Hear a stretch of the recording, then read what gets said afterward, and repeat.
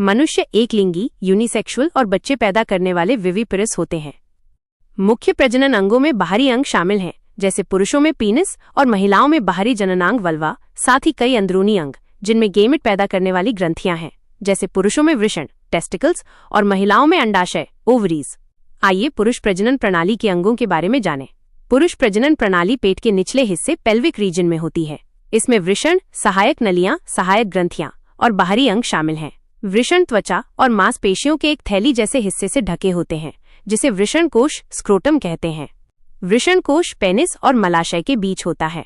शुक्राणु पैदा करने के लिए वृषण को शरीर के तापमान से 2 से 2.5 डिग्री कम तापमान पर रहने की जरूरत होती है। इसलिए वृषण की थैली शरीर के बाहर होती है और इसका तापमान शरीर से कम होता है। वृषण अंडाकार होते हैं, जिनकी लंबाई लगभग 4 से 5 सेंटीमीटर और चौड़ाई लगभग 2 से 3 सेंटीमीटर होती है। वृषण एक मजबूत झिल्ली से घिरे होते हैं, जिसे ट्यूनिका अल्बुजिनिया कहा जाता है। हर वृषण में 250 छोटे कमरे होते हैं, जिन्हें टेस्टिकुलर लोब्यूल कहा जाता है। हर लोब्यूल में 1 से 3 बहुत घुमावदार नलियां होती हैं, जिन्हें सेमिनिफेरस ट्यूबुल कहा जाता है। हर सेमिनिफेरस ट्यूबुल की परत को जर्मिनल एपिथेलियम कहा जाता है और इसमें पुरुष प्रजनन कोशिका होती हैं, जिन्हें सर्टोली कोशिकाएं कहते हैं। पुरुष प्रजनन कोशिकाएं शुक्राणु कोशिकाएं बनाने के लिए अर्धसूत्री विभाजन से गुजरती हैं। इस प्रक्रिया को शुक्राणु जनन कहा जाता है।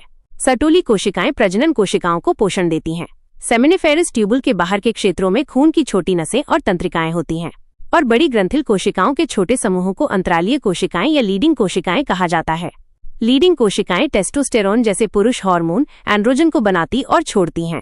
रीटी टेस्टिस, वासा एफेरेंशिया, एपिडिडिमिस और वॉस डिफरेंस पुरुष सहायक नलियां हैं।